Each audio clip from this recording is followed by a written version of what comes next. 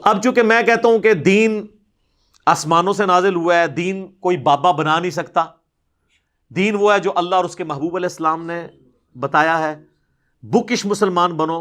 اور اسی کو میں جھنجھوڑتا بھی ہوں کہ مرنے سے پہلے اے مسلمان کر لے اس پہ غور، کتابوں کا خدا اور ہے، بابوں کا خدا اور، بابے بھی اسی خدا کو مانتے ہیں، بابوں کو چھوڑ دیں، ہندو، کرسچنز، جیوز، بدھسٹ، سکھ، سب ایک خدا کو مانتے ہیں، لیکن ان کوالٹیز کے ساتھ نہیں جو قرآن و سنت میں آئی ہیں۔ جب تک مسلمان بھی ان کوالٹیز کے ساتھ نہیں مانے گا تو پھر ہم یہی کہیں گے پھر تو کسی اور خدا کو مان رہا ہے۔ تو میں جب یہ بات کرتا ہوں تو اس کا مطلب ہے بکش مسلمان بنو۔ اب یہ بات تو ان کی موت ہے، لوگ کہیں گے کہ یار ٹھیک ہی تو کہہ رہا ہے، کتابیں تو تمہارے مدرسے میں یہی پڑھائی جاتی ہیں، اس نے کوئی اپنا قرآن تو نہیں لکھا، کوئی اپنی کو بخاری تو نہیں لکھی، ترجمے بھی تمہارے رکھے ہوئے ہیں، عربی بھی تمہاری رکھی ہوئی ہے، اب مسئلہ کیا ہے؟ تو اس کو چھپانے کے لیے نا انہوں نے ایک میرے لیے ایک گالی ڈیوائز کی، اور انہوں نے کہا یہ قادیانی ہے، نعوذ باللہ۔ یعنی ان جہلا کو، مجھے ان جہلا کے کھاتے میں ڈال رہے ہیں، نہ قادیانی قرآن و سنت کو فالو کر رہے ہیں، نہ آپ لوگ قرآن و سنت کو فالو کر رہے ہیں۔ مجھے نہیں سمجھ آئی کہ جو قرآن و سنت کی بات کرے انہیں قادیانیوں کے کھاتے میں کیوں ڈالتے ہیں؟ وہ تو صوفیوں میں سے نکلا ہوا ایک فرقہ ہے جن کا کوئی لینا دینا نہیں کتاب و سنت کے ساتھ۔ کون سے حوالے، میری کتنی ویڈیو، سب سے زیادہ دنیا میں، یہ میرا چیلنج ہے، سب سے زیادہ دنیا میں جس کی ویڈیوز ہیں نا قادیانیوں کے خلاف، وہ میں ہوں۔ اور صرف ایک ہی بندہ ہے جس نے علمی رد کیا، باقی سب نے ادھر ادھر کی باتیں پکڑ کے رد کیا ہے۔ اور اللہ کے فضل سے بے شمار قادیانی ہیں جنہوں نے اسلام قبول کیا ہماری اس دعوت سے، لیکن چونکہ ہم نے چندہ اکٹھا نہیں کرنا ہوتا کہ پہلے ادھر سے لائیں، اور ایک قادیانی مسلمان ہو کے پہلے بریلویوں کے پلیٹ فارم سے آ کے کہتا ہے میں مسلمان ہوں اور میں بریلوی مسلمان ہو گیا ہوں، پھر کچھ عرصے بعد دیوبندیوں کے پاس جاتا ہے، ان کو کہتا ہے ہاں بھی تسی چندہ لے لیا جو 10% منو دیو، باقی تسی رکھ لو، چلو وہ سارے فرقوں میں جا کے میں مسلمان کیوں ہوا، پوری زندگی اس کے اوپر ہی وہ چندہ اکٹھا کرتا رہتا ہے۔ تو ہم نے جو یہ کرنا نہیں ہوتا، ہم نے تو اللہ سے اپنا اجر لینا ہے انشاءاللہ۔ تو یہ جو ہے نا وہ الزام لگا دیتے ہیں جی یہ قادیانیوں کا ماننے والا ہے۔ میرے بھائی میں تو چشتی رسول اللہ، اشرف علی تھانوی رسول اللہ کے اوپر گرفت کرتا ہوں، تو غلام احمد قادیانی دجال کی تو میرے ہاں کوئی حیثیت ہی نہیں ہے، حالانکہ آپ ان لوگوں کا دفاع کر رہے ہیں۔ میں نے قادیانیوں کے آگے باندھا ہی اس صورت میں کہ جو ان کے لیم ایکسکیوزز تھے ان کو میں نے اس طریقے سے قابو کیا کہ بھائی یہ جن چیزوں کے تم حوالے دے رہے ہو ان کو ہم آلریڈی غلط مانتے ہیں، چشتی رسول اللہ یا اشرف علی رسول اللہ۔ اس میں میری ڈیٹیل ویڈیوز آپ دیکھ لیجئے گا، پھر میرا ٹاپک دوسری طرف چلا جائے گا۔ تو اس دجال کی میرے ہاں کیا گنجائش نکلے گی؟ اور میری آؤٹ آف کانٹیکسٹ ویڈیوز کاٹ کے جی یہ کہتا ہے کہ جی وہ اگر قادیانی ہمیں مسلمان مان لیں تو ہم انہیں مسلمان مان لیں گے، تو اس کے آگے پیچھے میں نے کچھ نہیں کہا ہوگا؟ اس طرح تو آپ قرآن پہ بھی فتویٰ لگا دیں گے۔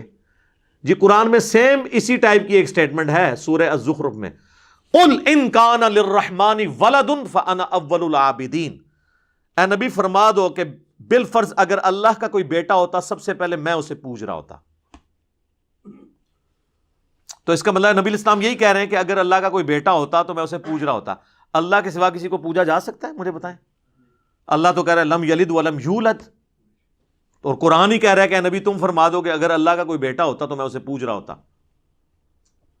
اور وہ بیٹا الہ بھی نہ ہوتا، اللہ بھی نہ ہوتا، کیونکہ مخلوق ہوتا۔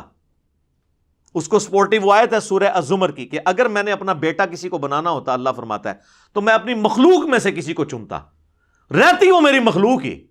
الہ ایک ہی ہو سکتا ہے جو ان کریٹڈ ہو، لم یلد ولم یولد۔ اللہ کوئی اور گاڈ بنائے گا بھی وہ مخلوق ہی ہوگی، لیکن یہ محال ہے، یہ محال اور مقدور کی بحثیں الگ ہیں، لیکن ہوگی وہ مخلوق۔ اور قرآن میں کہا جا رہا ہے نبی تم فرماؤ اگر اللہ کا کوئی بیٹا ہوتا تو میں اس کو پوج رہا ہوتا۔ تو اب آپ یہ کہیں گے کہ نبی علیہ السلام سے قرآن میں یہ اناؤنسمنٹ کروا دی گئی ہے کہ وہ، اسے کہا جاتا ہے عربی میں تعلیق بالمحال، یعنی جو محال چیز ہے اس کی مثال دے کر بات کو سمجھانا۔ اس کی ایک اور مثال ہے سورۃ الاعراف میں، اللہ تعالیٰ نے منافقین اور کافروں کے بارے میں فرمایا کہ یہ اس وقت تک جنت میں داخل نہیں ہوں گے جب تک کہ سوئی کے ناکے سے اونٹ نہ گزر جائے۔ یہ عرب کا ایک محاورہ تھا۔ تو اس کا اگر کوئی یہ مطلب لے کہ اللہ تعالیٰ کہہ رہا ہے کہ قیامت والے دن میں سوئی کے ناکے سے اونٹ گزاروں گا اور سارے کافروں کو جنت میں بھیج دوں گا، تو اللہ یہ کہنا چاہ رہا تھا۔ یا کوئی یہ کہے کہ یار اللہ تو گزار سکتا ہے، تو اس کا مطلب ہے یہ ناممکن ہے۔ بھائی اللہ ہمارے فریم آف ریفرنس میں بات کر رہا ہے کہ تمہارے اس ورلڈ میں جس طرح تم سوئی کے ناکے سے اونٹ نہیں گزار سکتے نا، یہ یعنی طے ہے بات، اس طرح یہ بات طے ہے کہ کبھی بھی کافر اور منافق جنت میں نہیں جائیں گے. اسے کہا جاتا ہے تعلیق بالمحال. یہ پیورلی علمی باتیں ہیں. اب یہ اکثر علماء کو تو پتہ نہیں ہوتی، لیکن جن کو پتہ ہوتی ہے وہ بھی مکاری کر رہے ہوتے ہیں، انہیں پتہ ہوتا ہے کہ یہ تعلیق بالمحال ہو رہی ہے. تو میں نے جملہ بولا تھا کہ جس کو وہ پیغمبر مان رہے ہیں میں اسے دجال سمجھتا ہوں، تو میں جب اس کو دجال کہہ رہا ہوں وہ پیغمبر مان رہے تو مجھے کیسے مسلمان سمجھیں گے؟ وہ اگر مجھے مسلمان مان لیں تو اس کا مطلب یہ ہے کہ ان نے جس کے بارے میں پیغمبری کلیم کی ہے وہ دجال ہے. یا اس کو دجال مانتے ہوئے بھی کوئی شخص رسول اللہ کا انکار کرے، کیا وہ مسلمان ہو سکتا ہے؟ تو ہم کسی سے کہہ سکتے ہیں کہ تم رسول اللہ کا انکار بھی کر لو تب بھی مسلمان رہو گے؟ کیونکہ ہم پتہ ہے ہم خود نہیں رہیں گے. تو میں نے ایک جملہ بولا تھا، اس کو کہا جاتا ہے تعلیق بالمحال. یہ میں نے ایک ضمناً آپ کو بتا دیا. اور یہ ملک تو وہ ہے جہاں کے سٹنگ پرائم منسٹر اس وقت کے جو ہمارے ہیں ان پہ قادیانیت کا الزام لگا. اس وقت جو سٹنگ آرمی چیف ہیں ان کے اوپر قادیانیت کا الزام لگا، حتیٰ کہ وہ راتوں رات عمرے پہ چلے گئے، انہوں نے وہاں سے اپنی تصویریں جو ہے نا وہ شیئر کروائیں، اور گلی محلے کے عام مولویوں کو جو شاید ان کو کبھی ملے بھی نہ ہوں ان کو بلا کے گھر میں محفل میلاد کروا کے اس کی تصویریں بھی شیئر کروائیں کہ مجھے سرٹیفکیٹ دے دو مسلمان ہونے کا. جس ملک کا سب سے پاورفل بندہ یعنی پرائم منسٹر اور اس کے بعد سب سے پاورفل بندہ یعنی آرمی چیف، ویسے اب تو ہم کہہ سکتے ہیں کہ اس وقت واقعی ہمارا پرائم منسٹر سب سے پاورفل ہے، نظر آ رہا ہے. اس میں آئین میں تو پہلے ہی تھا لیکن یہ فزیکلی بھی نظر آ رہا ہے. تو یہ دو پاورفل بندے، ان کو اپنے اسلام کا سرٹیفکیٹ لینا پڑے مولویوں سے اور ان پہ بھی قادیانیت کا الزام لگے، وہاں پہ میری اور آپ کی کیا حیثیت ہے؟ لہذا اس ہلکا الزام ہے، اس کو چھوڑ دیا کریں. اچھا، اب جب کبھی بھی علماء کے پاس جا کے لوگ مسئلے جب پوچھتے ہیں نا، یہ کہتے ہیں جی یہ علماء سے متنفر کرواتا ہے. سر میں ہی تو کہتا ہوں علماء سے جا کے پوچھیں نہیں، پوچھیں علماء سے، پوچھو انہوں کتنے لکھی یہ گل. میں بار بار کہتا ہوں فَاسْأَلُوا أَهْلَ الذِّكْرِ إِن كُنتُمْ لَا تَعْلَمُونَ. اگر تمہیں علم نہیں ہے تو اہل علم سے پوچھو. تو میں تو کہتا ہوں علماء سے جا کے پوچھیں، لیکن علماء سے یہ نہیں پوچھنا کہ بزرگ کیا فرماتے ہیں، حضرات کیا فرماتے ہیں، آواز آئی سنا ہے کدھر پڑھا سی، نہیں بزرگوں نے لکھا ہے. یہ نہیں پوچھیں بتائیں قرآن و سنت میں کہاں لکھا ہے. وہ جب پوچھتے ہیں نا جا کے تو اب اس کا جواب تو ہونا چاہیے اس آیت میں لکھا ہے، اس حدیث میں لکھا ہے. وہ کہتے ہیں پتہ چل گیا کس اسٹیشن سے بول رہا ہے. وہ جیلم اسٹیشن تک پہنچ جاتے ہیں. ٹھیک ہے، تو یہ باز آ جائیں اپنی حرکتوں سے، اپنی عزت خود کروائیں. آپ حوالہ دے دیں یا ادروائز کہہ دیں کہ یہ کہانی ہے، تو آپ لوگ خود ہی لکھ دیتے ہیں کہانی ہے، کیونکہ قرآن بخاری مسلم میں تو آپ کی باتیں ہوتی ہی نہیں ہیں. اور اللہ کے فضل سے میں تحدیث نعمت کے طور پر یعنی اللہ کی نعمت کا شکر ادا کرتے ہوئے یہ کہہ رہا ہوں کہ دنیا میں اس وقت واحد پلیٹ فارم اور لیڈنگ پلیٹ فارم یہ ہے جہاں پہ ہر بات کا آپ کو ریفرنس نظر آئے گا. یا تھوڑا بہت اگر کسی اور نے کام کیا ہے تو وہ ڈاکٹر ذاکر نائک ہیں، لیکن وہ بھی ود ان مسلم سیکٹس نہیں، تقابلی جو ایک جائزہ ہوتا ہے مختلف ادیان کا اس کانٹیکسٹ میں. باقی یہ تو جو کام اس پلیٹ فارم سے ہوا ہے کہ بچے کو پتہ ہے کہ احادیث کی انٹرنیشنل نمبرنگ کیا ہے، احادیث کی کتابیں کون سی ہیں، کس طرح اس کو تلاش کرنا ہے. ایک ایک چیز ہم ڈسپلے بلکہ JPGs تک بھی ڈسپلے کروا دیتے ہیں، اپنے لکھے ہوئے نہیں سر، آپ لوگوں کے لکھے ہوئے، تاکہ آپ یہ بہانہ ہی نہ کر سکیں اللہ کے فضل سے. تو چونکہ میں دنیاوی طور پہ بھی ایک پڑھا لکھا آدمی ہوں، میکینیکل انجینئرنگ میں نے آنرز کے ساتھ کی ہوئی ہے، 19 گریڈ کا آفیسر ہوں میں، اور اللہ کے فضل سے ہمارا اور عوام الناس کا پڑھی لکھی جو ینگ جنریشن ہے اس کا کمیونیکیشن گیپ نہیں ہے. علماء کو تو عزت ہی نہیں دیتے، وہ کہتے ہیں اس بیچارے کو کیا پتا. اب فائنانس کا کوئی مسئلہ پوچھنے جائے تو علماء سے ذرا پوچھیں کہ ایکویٹی اور ڈیٹ میں کیا فرق ہے، تو پہلے آپ کو اس کو اردو بتانا پڑے گا، راس المال اور قرض، ٹھیک ہے نا. اور پھر جتنے ایشوز چل رہے ہیں وہ ان بیچاروں کو تو پتہ ہی نہیں. ابھی یہ جو ڈین گبسن کی ویڈیو آئی ہے، ڈین گبسن نے جو خانہ کعبے کے خلاف سازش کی ہے، دنیا میں کسی عالم کو توفیق نہیں تھی کہ وہ اس کا جواب دیتا. وہ جواب دیتے تو اس میں آل امیہ کی وہ چیزیں ماننی پڑنی تھی جو خانہ کعبہ کے اوپر انہوں نے بمباری کی تھی.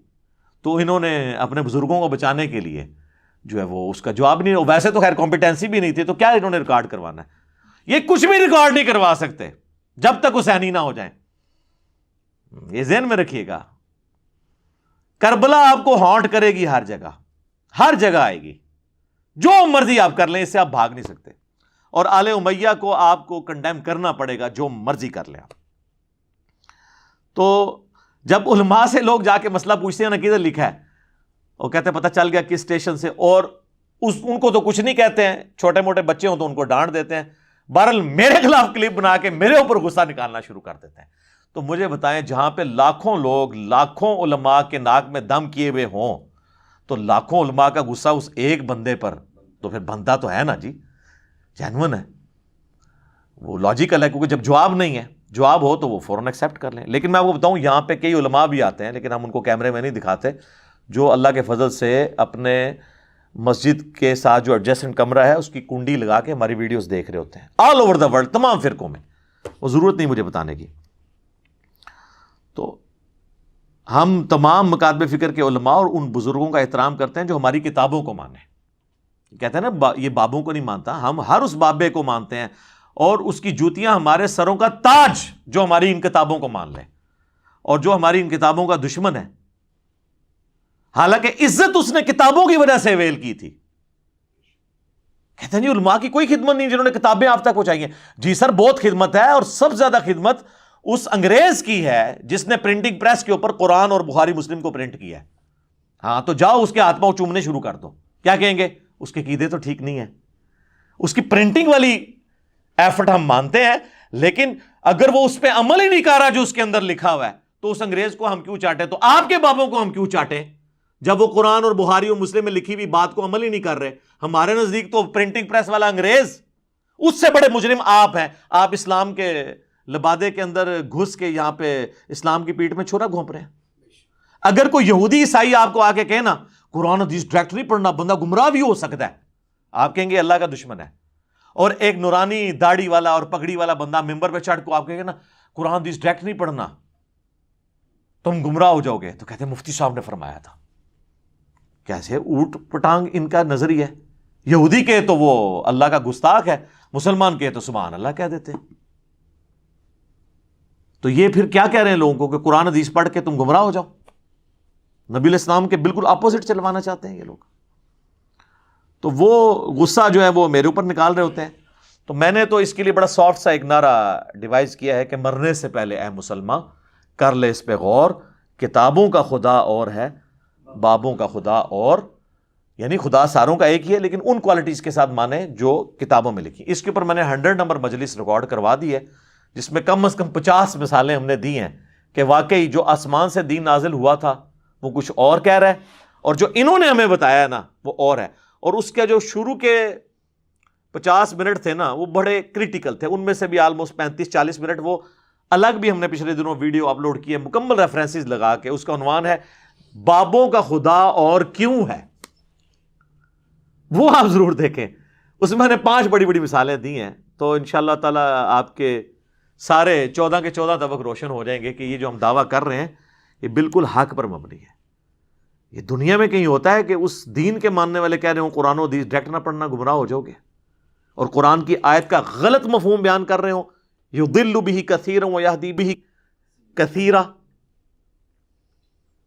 اس کا تو کانٹیکسٹ ہی ڈیفرنٹ ہے کہ کافروں نے کہا کہ اس اتنی بڑی کتاب میں اللہ تعالیٰ نے جو مثالیں مکڑی کی اور مکھی کی بیان کی ہے سورۃ العنکبوت, سورۃ الحج میں, تو اللہ نے فرمایا اللہ اس بات سے حیا نہیں محسوس کرتا کہ خواہ ایک مچھر کی مثال بیان کرے یا اس سے بھی کسی حقیر چیز کی. اور اللہ تبارک و تعالیٰ کا مقصد اصل میں کیا ہے؟ بات کو سمجھانا. اور جو اہل ایمان ہے نا وہ سمجھتے ہیں کہ یہ ہمارے رب کی طرف سے حق ہے, اور جو گمراہ ہونے پر تلے ہوئے ہیں وہ ظاہر ہے اس کے ذریعے سے گمراہ ہوتے ہیں. تو اللہ تعالیٰ فرماتا ہے اس کے ذریعے ہم گمراہ کرتے ہیں, یعنی ان کو جو گمراہ ہونا چاہتے ہیں اور ہدایت پاتے ہیں, جو ان کو ہدایت ملے گی جو ہدایت پانا چاہتے ہیں. والذین جاہدوا فینا لنہدینہم سبلنا, جو لوگ ہماری راہ میں کوشش کریں گے ہم ان کے لیے اپنی راہیں کھول دیں گے, ان کو ہم دیں گے ہدایت ضرور دیں گے, بشرطے کہ وہ طلبگار ہوں. اور جو طلبگار نہیں ہے تو گمراہ ہوں گے. کیوں؟ اس کو نہ مان کر. تو جو کہتا ہے نا کتابوں کو مانو, قرآن کو مانو، وہ ہدایت پہ ہے، جو کہہ رہے سے پڑھ کے گمراہ ہوگے وہ اصل میں خود گمراہ ہے۔ اگر کسی کا یہ عقیدہ نا قرآن کتاب گمراہی ہے نعوذ باللہ، یا قرآن گمراہ کرتا ہے جان بوجھ کے لوگوں کو، تو وہ کافر ہے۔